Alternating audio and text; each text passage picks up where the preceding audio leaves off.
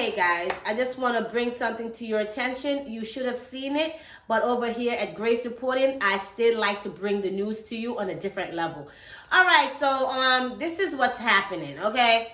There's this guy who lives in New Jersey, okay, and he decides that he wants to be Mr. Macho Man, right? So he wants to be Mr. Macho Man. He's a racist. He lives in a neighborhood where you can tell it's that one person in the neighborhood who always swears it's their neighborhood, you know? So he went to these black people's house and he was very, very belligerent. He was cursing, calling them all sorts of N-words, calling them the monkey, telling them they need to go back to Africa, telling them they need to know the law. And all this derogatory stuff he was saying. Take a look at this video of what he said out of his own mouth. Let's take a quick look, okay? 3602 Gramercy Way, that's where I live. Come see me. Hey guys, how you doing? Hey, White, why are you back over here? Well, somebody called me. Someone called you. It's private property. You have no jurisdiction here whatsoever. I do None. when somebody calls me. Hold on. I need back up. You know what? Bro. Hold on. Back Go ahead. up. No. Back I'm going to up, let you right? do your thing. Go talk to these. Go ahead. Stop. You go talk to let them know what I'm all about and what their rights they have. All right. You want to go back to your house? I'll come back to you. No, I'll stand right here. It's common property. Okay. Have a nice night. I'm going to let you guys get an education right now. All right. Thanks, man. Appreciate it. I'll do my job. Right? No problem. I'm not going away until your husband stops finding me and threatening me while I'm at fucking work. Cagney, cut it out, man. Oh, Let me wait. talk to them. Arrest me. I'm not you arresting you right kidding? now. Relax. You Just cut it out, dude. That's what you see, Brandon. 3602 Gramercy Way. Come see me. As you can see, it seems as though he's well known even by the authorities. You understand what I'm saying? The authorities know this man. They know he's a menace to society. The officer calls him by his name. If you listen very carefully, the officer calls him by his name. So obviously, this is a well-known man in the neighborhood. You understand? And the news clip that I'm going to show you in a few seconds, there's a lady on there. She even said that he was also harassing her. So as you can see, he had it coming to him. He had it coming to him. And you know what I don't understand?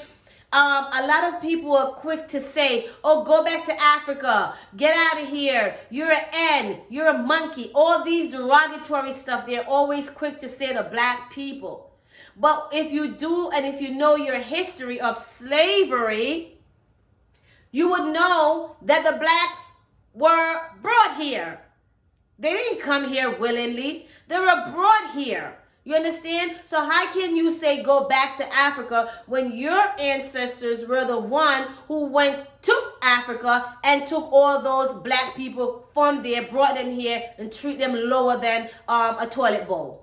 You understand? So I think that this guy needs to go to jail. He needs to be prosecuted to the full extent of the law. And those people need to press all the charges against him. You understand what I'm saying? Because in today's 2021, a black person cannot even live in a nice neighborhood without some controversy around it. If they live in a nice neighborhood, if they drive a nice car, if their kids' hair is combed and their kids don't look dirty, they have to be drug dealers, scammers, or PPP loan people. You know, it can't be that they're upright, standing citizens and doing the right thing. It's always something against the blacks.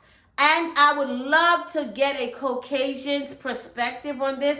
What is it against black people that the Caucasians seem to be very, very, very, very afraid of?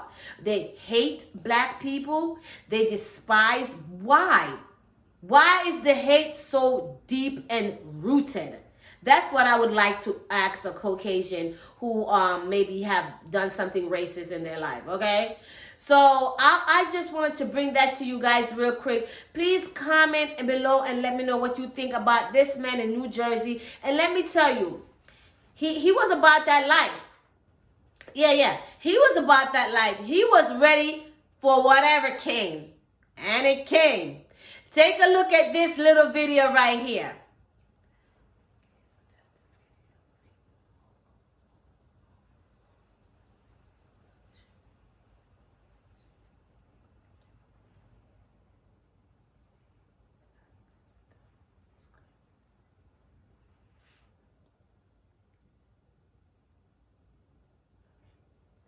as you can see, they were not here to play with him. And then you may ask yourself, how is it that there's so many people in front of this man's residence?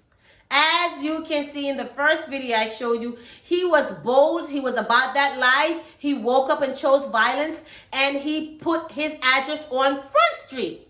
He dropped the Addy. Okay? So you know, once you drop the Addy, which is a term for address, once you drop your address, that's basically you saying whatever goes is whatever goes. So he knows what he was doing. He knew what he was doing, and he was ready for the backlash. And now, in this clip I'm about to show you, this last clip, he's now explaining himself. Take a little look at this one, and they will wrap him up and ship him to Sing Sing. Take a look. With a viral video where a man said racist things to his neighbor, but that man also said his address in that video and said, "Come mess with me." Well, protesters came. This was how Cagney Matthews' day ended. Carried out of his home by Mount Laurel police officers as protesters pelted him with anything they could get a hand on. But this was not how the day began. This morning, protesters gathered on Matthews' lawn, enraged over multiple social media videos intended to be shared that went viral. Keep backing up. Back up. Don't touch me. Keep backing up. Don't touch me. In this one, you could hear Matthew repeatedly hurl racial slurs at a black neighbor. Folks in the community say it was a pattern. People out here because they're angry. People saw the video. They saw another incident where someone felt they can say the most horrible thing you can say to a black person, and there would be no repercussions. I have no right to speak to anybody using the words that I did. It was wrong. We got a chance to speak with Matthews about an hour before he was ultimately taken into custody. He told me he lost his composure, he regrets his words, and maintains he's not a racist. Looking at that video, many of the things that you said were pretty ugly racial slurs. I did not mean this. It was a lapse of judgment at a moment at my weakest point, and my anger got the best of me. In the end, police arrested him, took him into custody, charging Matthews with bias intimidation. But he and several officers were hit by the crowd in the process. Ultimately, it worked, but many of my officers were sprayed with mace, hit with bottles, sticks.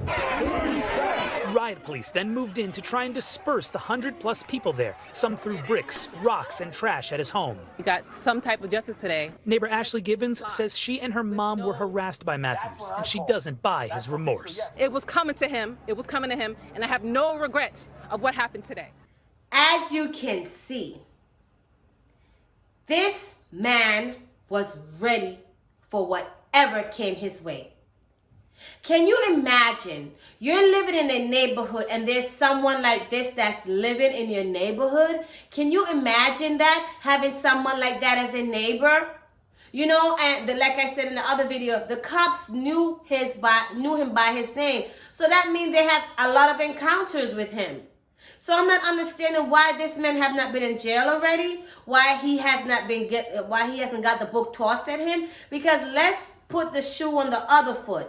If it was a man of color, if it was a man of melanin, if it was a black man, and he was in a white neighborhood, and he was doing this, do you think it would be this cool, calm, and collective?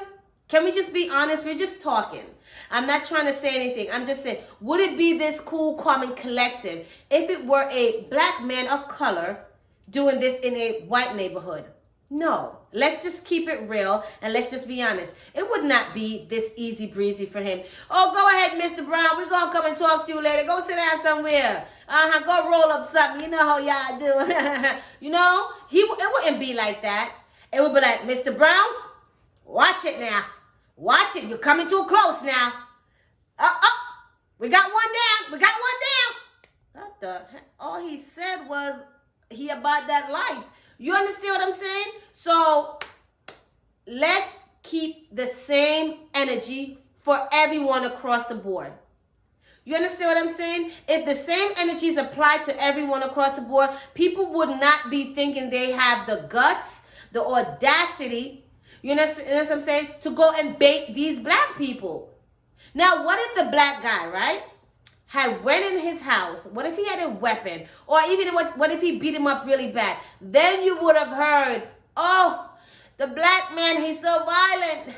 Oh my God, he done beat Matthew behind again. My God, somebody call the cops. My God. You understand? You would have never heard the end of it. And that's the hypocrisy to me. You know, the black man is always wrong and the white man is always right. And it's just like, come on, guys. Let's keep the same energy across the board and let's make sure this guy pays for what he did. He's been doing this for a long time. This is something that is in him. It's in him. It's in his DNA. So I'm just wanted to bring that to you guys real quick and real fast. Please subscribe to this channel. And I just want to thank you guys so much. Stay tuned. Stay focused.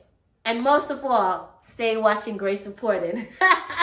Subscribe to this channel, guys. Thank you very much. Be careful while you're out there. If you live in a nice neighborhood, make sure you have cameras all around, everywhere. I mean, have cameras attached to your back like a backpack. All right? It's the backpack camera.